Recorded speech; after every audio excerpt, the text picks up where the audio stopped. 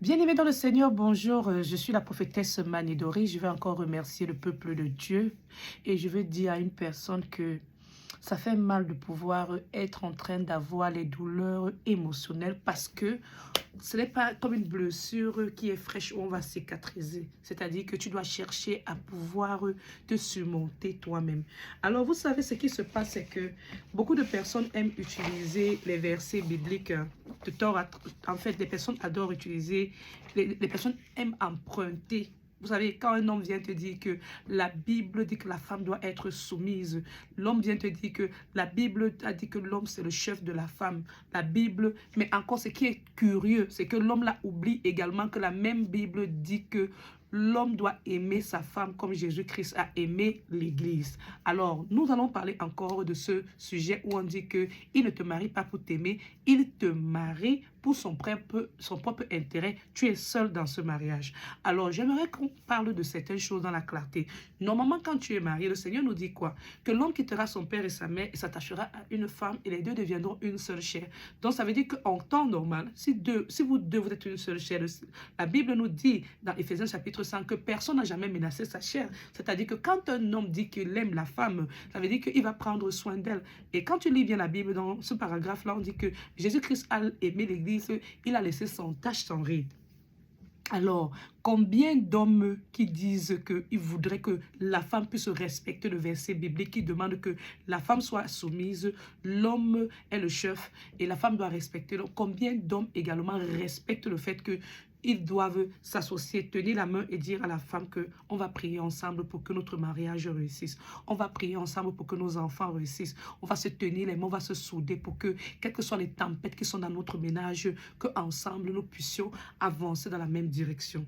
Alors la même Bible nous dit que pour que deux personnes puissent avancer ensemble, la même Bible nous dit que les deux personnes doivent regarder dans la même direction.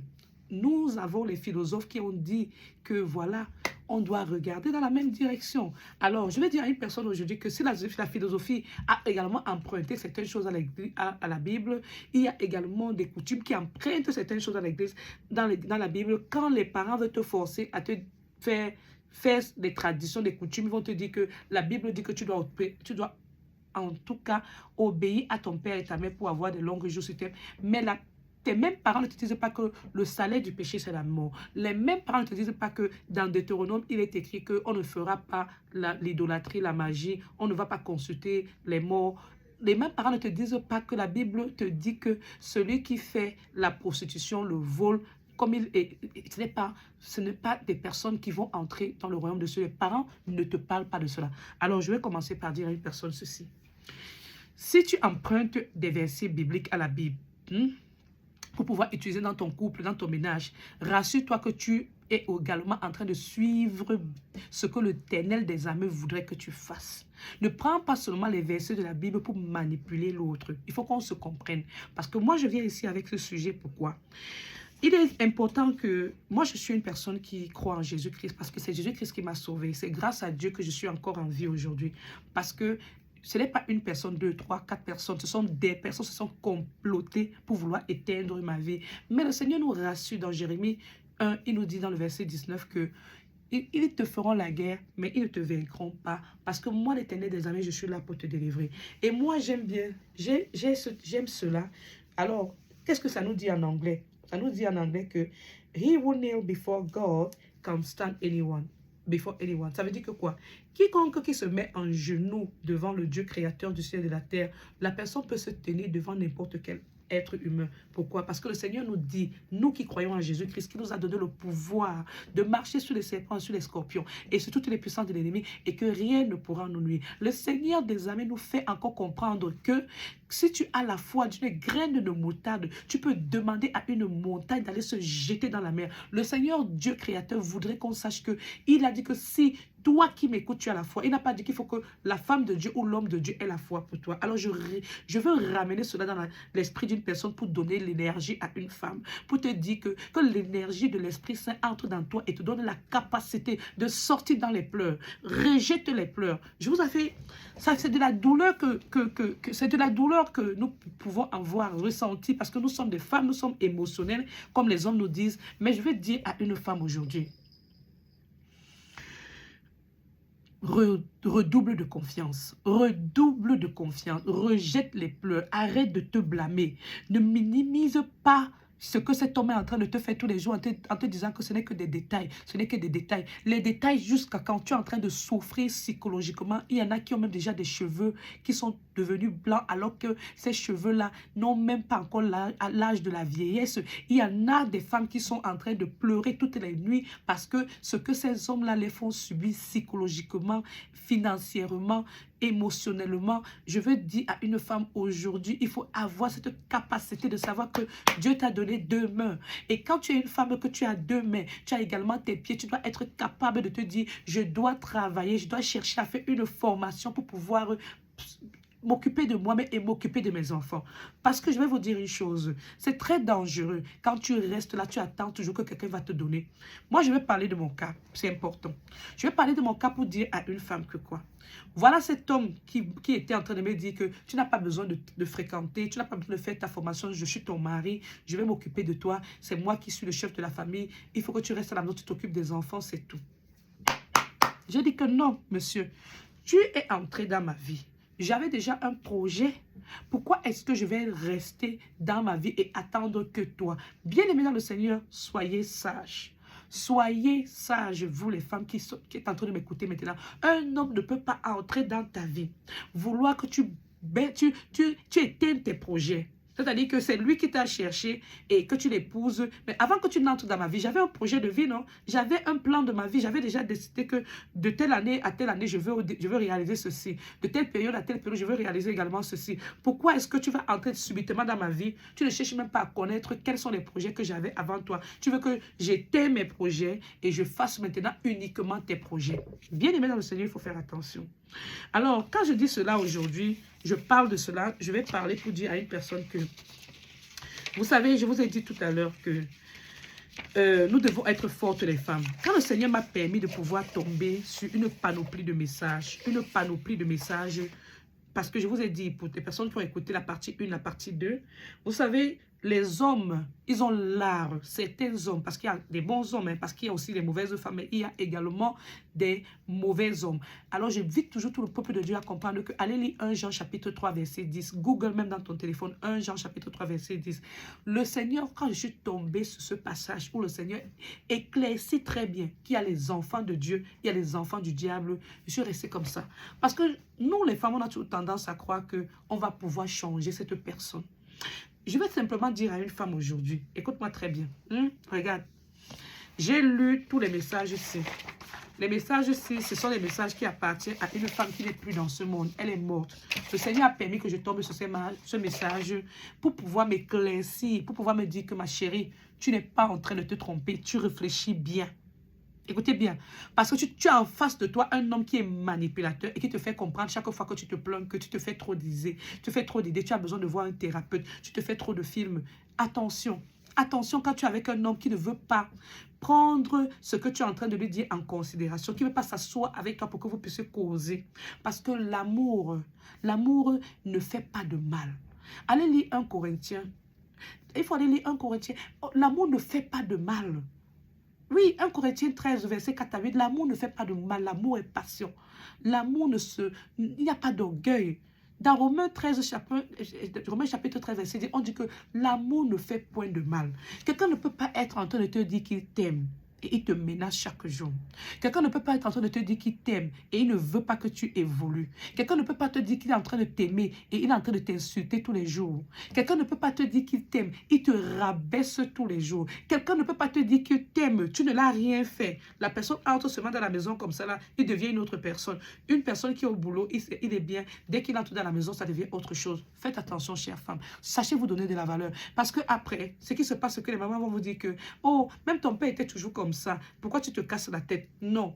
Il faudrait qu'on change de langage. Il y a eu des années 1800, ensuite il y a eu 1900, ensuite il y a 2000 et on est en train d'entrer dans 2020 et je vais dire, on est en train d'aller encore en 2025. Si la technologie évolue, c'est pour que nous aussi nous puissions évoluer. Donc il ne faut pas qu'on nous dise qu'on est des barbares. Il faut qu'on se dise que comme la technologie a évolué là, nous aussi on doit évoluer. Donc on a le droit de se sentir aimé. On a le droit de ne pas se sentir utilisé. Alors est-ce que tu te sens utilisé utiliser dans ta relation.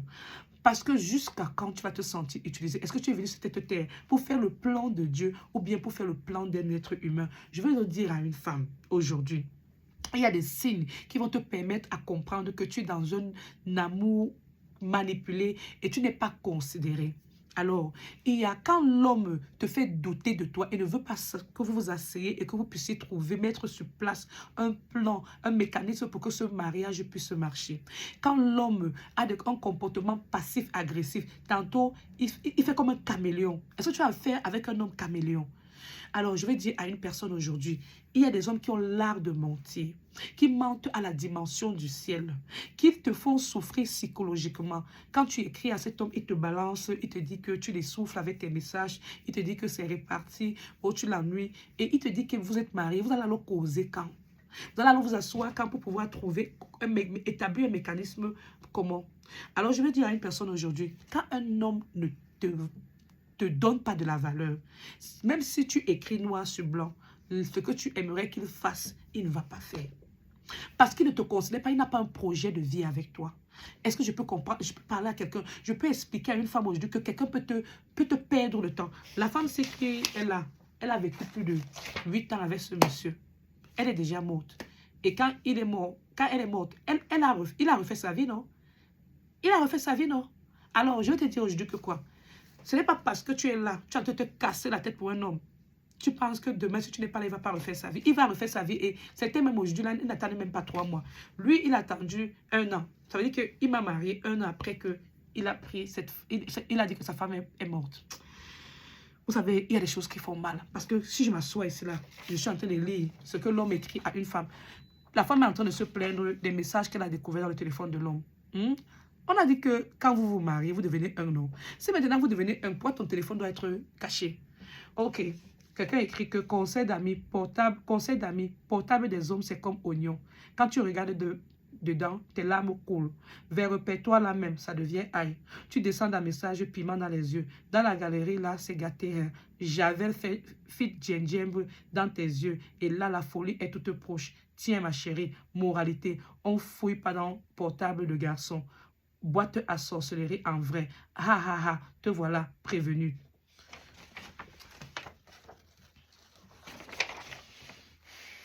Vous savez, il y a des choses que quand tu lis, tu te demandes que, Seigneur, qu'est-ce que cette femme a supporté avant de partir de cette terre?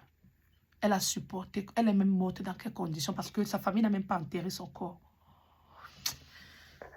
Et puis, l'homme n'a même pas de chagrin. C'est ce qui est le plus difficile parce que vous savez, quand quelqu'un te dit que l'erreur la plus grave de sa vie, c'est qu'il n'a pas effacé ses messages, il n'a pas effacé. Il a gâté tous mes téléphones, gâté tous mes appareils. Il se disait peut-être que j'avais simplement enregistré. Il ne savait pas que j'avais partagé les messages à plus de 20 personnes. Vous savez, il y a des choses que, quand je reste comme ça, là, je dis que, Seigneur, ouvre nos yeux, lave-nous avec le Saint-Esprit, purifie-nous avec le Saint-Esprit, rends-nous, donne-nous les femmes de pouvoir être fortes. Je prie aujourd'hui que le Seigneur Jésus-Christ donne la force aux femmes pour qu'on puisse savoir que Jésus n'était pas marié. Il est entré au royaume des cieux, ce n'est pas la condition pour entrer au royaume des cieux. Ah, ça fait mal. Vous savez ce que je vais dire à une femme aujourd'hui, c'est que, vous savez, l'amour ne fait pas de mal. L'amour ne fait pas de mal. L'amour ne fait pas de mal. Quand tu ne peux pas t'asseoir avec un homme pour que vous causez, si l'homme est toujours en train de courir, qu'il est toujours en train de chercher, qu'il dit qu'il ne peut pas sa retraite, il est toujours en train de chercher le travail, il est toujours en train de chercher les amis, il n'est pas en train de vouloir faire quelque chose avec toi. Un vrai homme qui veut t'aimer, il va s'asseoir, il va dire que tu sais quoi, je ne veux pas que ma femme souffre, on va causer. Il ne va pas te renvoyer tes messages, tu vas écrire comme ce que je suis en train de voir ici là. Elle a écrit ici là que tous les mauvais comportements, c'est moi. Femme irrespectueuse, c'est moi. Excuse-moi, s'il te plaît, je ne te l'ai pas dit plus tôt, mais j'en ai déjà marre de tout ce que je suis en train de vivre parce que je t'ai fait passer. Je t'ai fait passer toujours avant moi. Est-ce que tu fais passer un homme avant toi? Jusqu'à quand? Combien de femmes sont en train d'arrêter leur vie pour les hommes? Oh, que le Seigneur nous aide. Que le Seigneur nous aide. Et il dit encore, pourquoi tu es toujours agressive avec moi? Même pas un mot gentil. Tu es toujours en train de dire que je te saoule. C'est tout ce dont je mérite. Alors, après combien d'années? Plus de 6 ans. Et puis, elle raconte, et puis encore ici, elle dit, je ne comprends pas quelque chose. Tu es mon mari, mais nous ne partageons rien ensemble. Écoutez, tu es mon mari, mais nous ne partageons rien ensemble. Ton frère dote sa femme ce week-end et personne ne me dit, même toi. Il faut que je croise quelqu'un que je connais pour qu'il me le dise vraiment. Est-ce que tu es une femme dans cette famille? Est-ce que cet homme te donne de la valeur? Vous savez, quand elle dit même que je ne comprends pas quelque chose, tu es mon mari, mais on ne partage rien ensemble. Le monsieur ne l'avait même pas doté. Vous savez, les trucs que nous les femmes, on se fout dans la tête. Hein?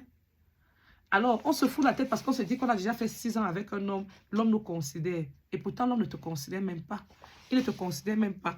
La preuve en est qu'elle est partie. 1 an après, il a refait sa vie. Et il a refait sa vie avec moi. Qu'est-ce qu'il a fait de moi? Il m'a également déçu. Alors, combien de femmes vont être dessus là d'ailleurs? Parce que les femmes ne sont pas solidaires. Les femmes n'arrivent pas à se dire des choses ensemble pour qu'on puisse comprendre comment ces hommes-là évoluent, comment ils évoluent. Chaque femme veut seulement se marier. Oh, parce que moi aussi, quand j'ai connu cet homme, je me suis dit, ah, il a eu un passé, j'ai eu un passé. Mais je vous assure, sans vous mentir, Dieu m'est témoin. L'Esprit Saint m'avait parlé. J'ai eu cette voix qui m'a dit, non. Quand il m'a demandé à marier, j'ai dit non. L'erreur de ma vie, c'est pour ça que je dis à toute personne, va lire Jérémie 17, à partir du verset 5. Le Seigneur voudrait qu'on mette notre confiance en Dieu. L'erreur de ma vie, c'est que j'ai demandé à ce garçon d'aller voir ma mère spirituelle, que j'avais déjà fait 7 ans avec elle. Et c'est elle qui m'a introduit. Elle m'a dit, oui, tu vas le marier, c'est un bon homme pour toi. Sans savoir que même ma mère spirituelle, c'était une sorcière. Je peux vous dire que tout ce que Dieu fait est bon. Parce que à travers ce mariage, j'ai pu découvrir que cette femme était une femme méchante. Une femme qui m'a perdu le temps, qui m'a escroqué. On va revenir sur ce sujet. À toutes les personnes qui ont les mamans spirituelles là, tout ce que tu veux faire, j'avais tous les rêves que je faisais, je lui disais. Et elle tournait toujours, elle tournait toujours. Je vais te dire quelque chose. On dit cela que He will kneel before God can stand anyone. Mets tes genoux au sol, tu pries à Dieu. Le Seigneur va te parler. Le Seigneur va te parler. Alors, c'est le Seigneur qui m'a parlé pour que je puisse tomber sur ce message. Elle écrit, je suis une mère comblée, mais une femme malheureuse. Le regret, non, mais des années perdues à croire que nos chemins se sont unis par un lien fort. Tu trouves toujours le moyen de faire en sorte que d'autres personnes passent avant moi et que les personnes ne me respectent pas. Alors, je vais dire à une personne aujourd'hui, si tu es dans une famille avec un homme, sa famille, même ses soeurs ne parviennent pas à te respecter, tu fais quoi dans ce ménage? Bon, arrêtons d'abord comme ça pour aujourd'hui.